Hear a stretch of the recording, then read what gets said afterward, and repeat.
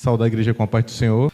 Abram suas Bíblias no livro de Tiago. Vamos expor o texto Tiago 1, do versículo 27 até o versículo 9 do capítulo 2. Então, nossa leitura inicia em Tiago, capítulo 1, a partir do verso 27. Antemão, já peço perdão, há um nervosismo natural por estar aqui. Então, se gaguejar ou se engolir alguma palavra, os irmãos me perdoem antemão já. Porque a tentação de desistir, essa não quis sucumbir. Então, vamos lá. Todos acharam, irmãos? O texto sagrado diz o seguinte: a religião que Deus, o nosso Pai, aceita como pura, imaculada é esta: cuidar dos órfãos e das viúvas em suas dificuldades e não se deixar corromper pelo mundo. Capítulo 2. Meus irmãos, como crentes em nosso glorioso Senhor Jesus Cristo, não façam diferença entre pessoas, tratando-as com parcialidade. Suponham que na reunião de vocês entre um homem com um anel de ouro e roupas finas, e também entre um pobre com roupas velhas e sujas. Se vocês derem atenção especial ao homem que está vestido com roupas finas e disserem: aqui está um lugar apropriado para o Senhor, mas disserem ao pobre: você, fique aqui em pé, ali, ou sente-se aqui no chão, junto ao estrado onde ponho os meus pés, não estarão fazendo discriminação com critérios errados? Ouçam, meus amados irmãos, não escolheu Deus os que são pobres aos olhos do mundo para serem ricos em fé e herdarem o reino que Ele prometeu aos que o amam? Mas vocês têm desprezado o pobre. Não são os ricos que os oprimem vocês? Não são eles os que arrastam para os tribunais? Não são eles que difamam o bom nome que sobre vocês foi invocado? Se vocês, de fato, obedecerem à lei do reino encontrada na Escritura que diz: ame o seu próximo como a si mesmo, estarão agindo corretamente. Mas se tratarem os outros com parcialidade, estarão cometendo pecado e serão condenados pela lei como transgressores. Amém, meus irmãos? Vamos orar mais uma vez. Senhor Deus, Senhor Pai, perante a Tua santa graça, Deus, queremos Te pedir que o Senhor guie essa mensagem aqui, Pai. Que, por misericórdia do Seu povo, Pai, abra os corações, Pai. Usa esse servo, Pai, Senhor Deus. Usa essa ferramenta que é imperfeita, Deus, mas que a Tua palavra saia com perfeição. Obrigado pela dádiva de ter revelado a nós que é o melhor para nossas vidas, a Tua perfeita e agradável vontade, Deus. Essa que eu te oro e te agradeço em nome de Jesus. Amém. Irmãos, gosto muito de ouvir músicas e tem um dos cantores gospels que eu gosto muito, que é Marco Teles. E recentemente ele lançou um álbum chamado O Grande Banquete. Não tão recentemente assim. Em determinado momento, quando Lucas 14, ele chega em alguma faixa que faz menção ao versículo 22 desse texto, que o servo fala o seguinte: o que o Senhor ordenou foi feito, e ainda há lugar. Marcos Teles, ele monta um sermão com essa última afirmação do versículo, dizendo que ainda há lugar. O lírico pastor, ele fala que essa é uma das mensagens mais extravagantes que a Bíblia nos traz, falando que ainda há lugar. Que isso nos deveria nos trazer constrangimento, porque o Senhor, quando traz, por meio do sermão, que convidou os que não eram para ser convidados, convidou os excluídos e ainda sobrou lugar, Ele quer deixar claro, irmãos, que não quer lugar sobrando. O Senhor, por meio do sermão, quer dizer que o Evangelho ainda há lugar.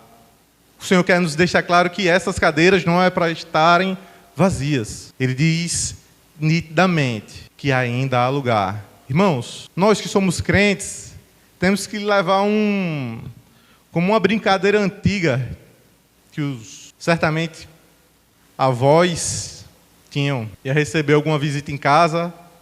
Não, vai almoçar aqui em casa. Ô Maria, bota mais água no feijão. Não queria dizer que tinha mais feijão, mas queria dizer que o pouco que eles tinham seria repartido. E essa é a mensagem do Evangelho, irmãos. Ainda há lugar. O texto nos diz isso. Por mais que seja pouco, ainda há lugar. E eu creio que Tiago faz essa breve alusão quando traz no versículo 27 a defesa da verdadeira religião. Tiago ele vai elencar que a verdadeira religião é cuidar de órfãos, viúvas, em suas necessidades e não se corromper pelo mundo. Tiago faz a menção de duas coisas, um ato público e outro privado. Irmãos, nos devemos nos preocupar com os outros. Nos devemos, de fato, o quê? Acolher, irmãos. Acolher o nosso próximo. Isso é uma primícia que Tiago traz a relatar o verdadeiro evangelho. Ele fala, a verdadeira religião é aquela que, sim, tem seu devocional, sim, tem suas orações. Você não está se corrompendo com esse mundo. Aquela religião verdadeira é aquela que você não deixa de acolher o próximo. E após isso, tem uma verdade que é meio ingrata para nós. Ele vai iniciar o capítulo 2.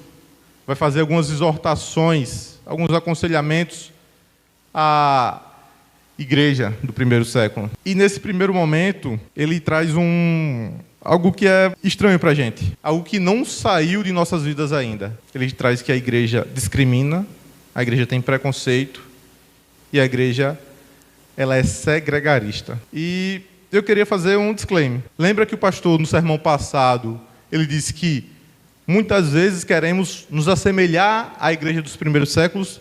Fala que, não, nossa igreja tem que ser que nem a igreja primitiva. A gente tem que ser igualzinho. Eles tinham tudo em comum.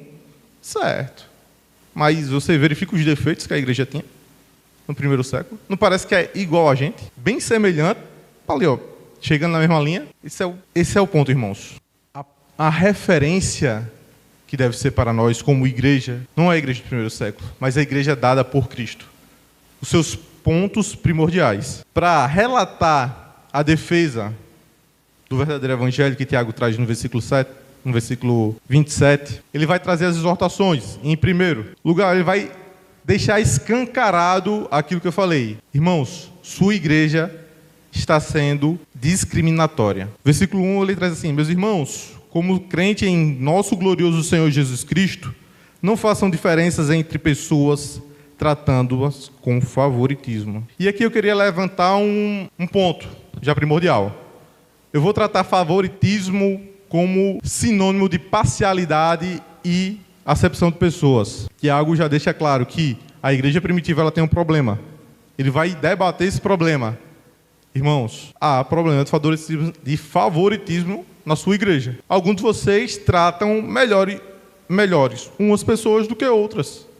Fato. Prova disso, que ele vai supor uma situação. Verso 2. Suponhamos que na reunião de vocês, entre um homem com um anel de ouros e roupas finas, e também entre um homem pobre, com roupas velhas e sujas. Se vocês derem atenção especial ao homem que está vestido com roupas finas e disserem, aqui está um lugar apropriado para o Senhor. Mas disserem ao pobre, você, fique de pé ali, ou sente-se no chão, junto ao estrado onde ponho os meus pés. Não estarão fazendo discriminação, fazendo julgamentos com critérios errados?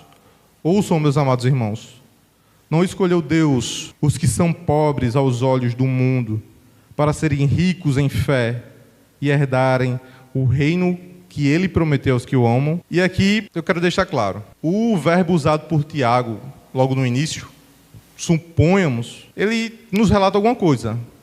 Essa cena que ele relatou aqui, necessariamente não existiu. Ele está supondo, no mundo das ideias. Não negando que o fato da discriminação não existe, a falta de acolhimento na igreja.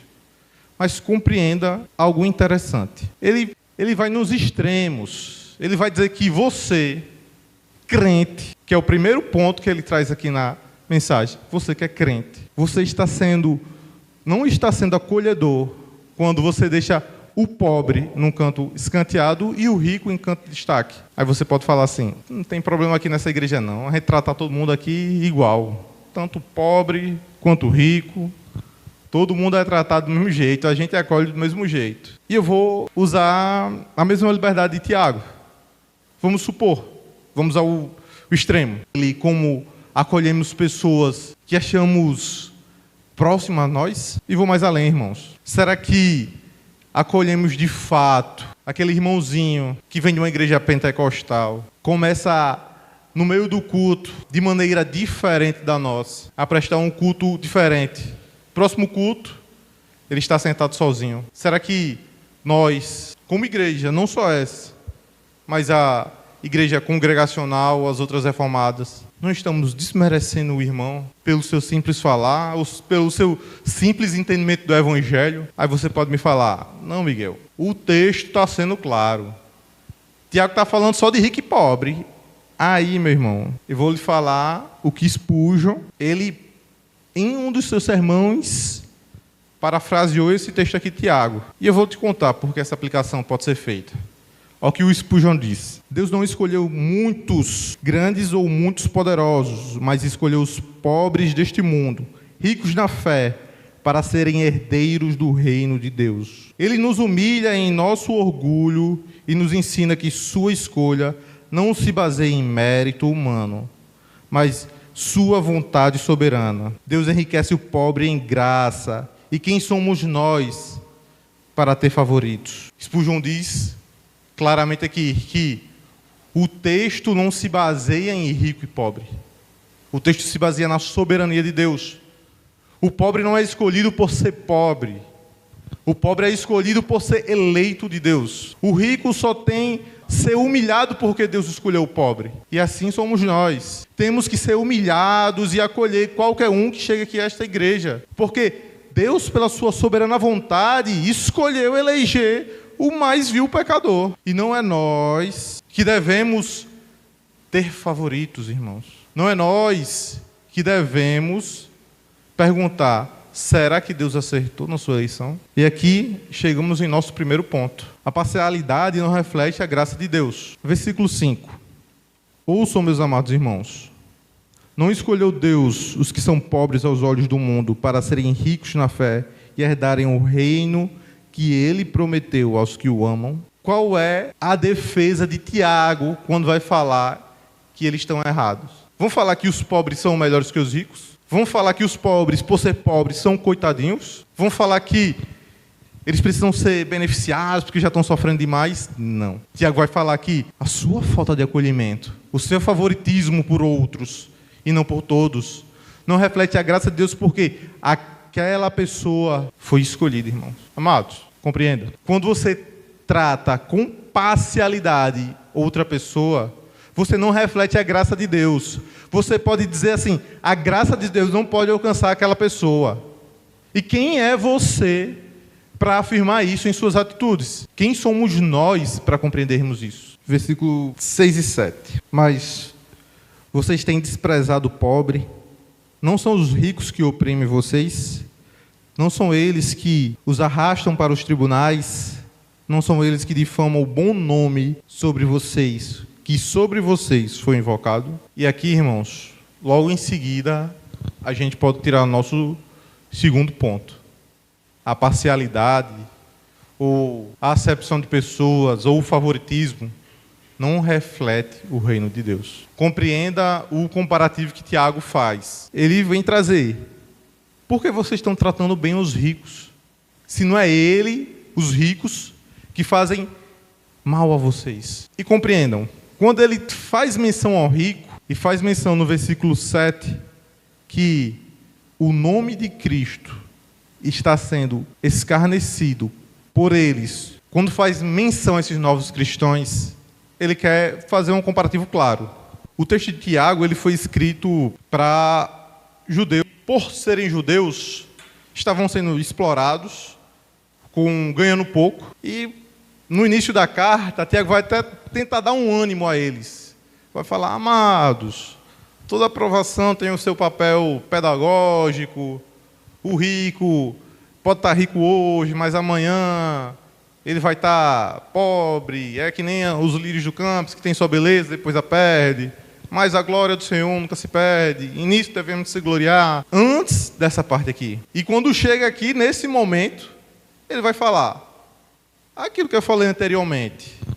Vocês esqueceram? Porque vocês estão dando bola para o rico. E nesse momento, a gente pode ser igual aos cristãos do primeiro século. Como, Miguel? Veja bem, por sermos crentes, por sermos cristãos, e muitas das vezes nossas atitudes serão diferentes dos nossos pares, seja no trabalho, seja na escola, seja na universidade, seja no nosso grupo de amigos. E por conta disso, irmãos, por ter sobre vocês um nome que é invocado, vocês são diferentes. Ou nós deveríamos ser diferentes. E nesse ponto, por ser diferentes, aqui, ó, sai do grupinho, chega no trabalho, chega logo chato, chega na universidade, e aquele caba crente, não ria, diz que isso é errado, tudo. Olha o comparativo, irmãos. Aí quando chega na igreja, chega o irmão aqui, pecador. O lugar do pecador é onde? É na igreja. E a gente chega assim e fala, ixi Maria, olha quem chegou. Olha ali, joga torto, fala assim, ixi, isso aqui na rua é carrego, viu? Quer nem chegar perto. Comparativo, claro, irmãos. Porque vocês estão fazendo exatamente as mesmas coisas que o mundo está fazendo com vocês. Isso não reflete a graça de Deus. Perdão, isso não reflete o reino de Deus. Ser parcial, agir com favoritismo, não reflete o reino de Deus.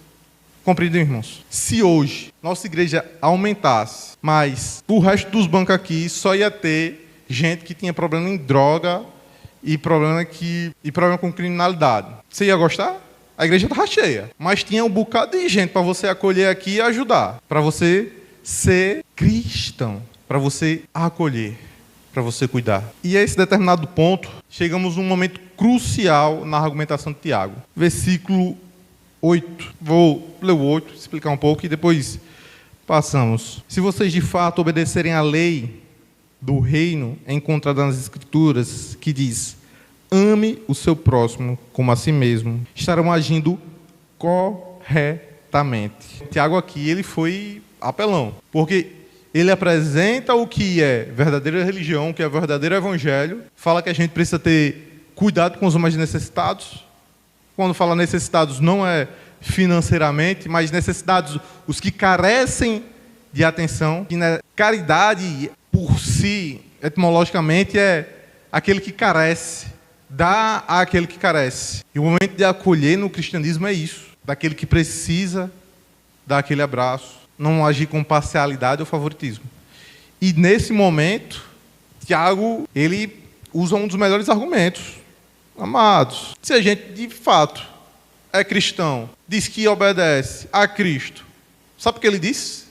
Ele disse o seguinte, ame ao próximo como a si mesmo. Ele deixa claro que favoritismo é você olhar para isso que Cristo falou e falar, não, vou seguir não. Então a gente está num evangelho errado. A gente errou em finalidade, errou em estrutura. Mas se tratarem os outros com parcialidade, estarão cometendo pecado e serão condenados pela lei como transgressores. Aqui ele faz um comparativo não, ele dá um complemento ao seu argumento. Ou você está dentro do evangelho, irmão, que foi remido por Cristo, ao qual a lei régia é amar a Deus sobre todas as coisas e ame seu próximo como a ti mesmo, ou você não está, a condenação para você, irmão. E é esse o nosso terceiro ponto. A parcialidade não reflete a lei régia de Deus. Não há como dissermos que podemos ser cristãos, podemos ser crentes em todo o poder que essa palavra tem como significado, sem compreendermos de fato que a nossa missão é acolher, não só na igreja, mas só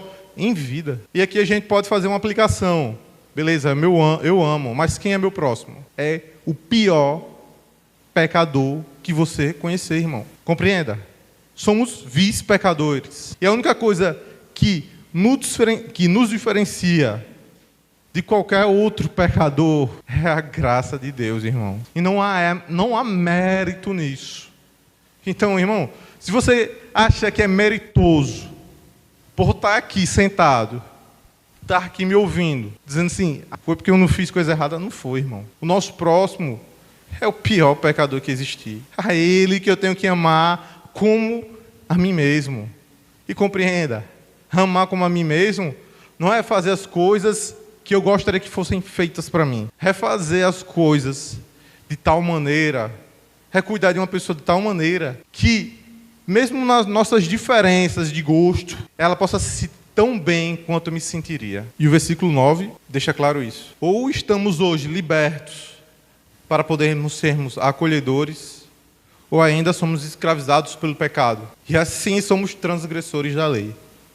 Porque se não cumprimos isso, não estamos libertos hoje. Ainda estamos debaixo do pecado. E por fim, queria falar a parcialidade não reflete a misericórdia de Deus. Não lemos, mas vamos ao versículo 13, que diz o seguinte: porque será exercido juízo sem misericórdia sobre quem não foi misericordioso.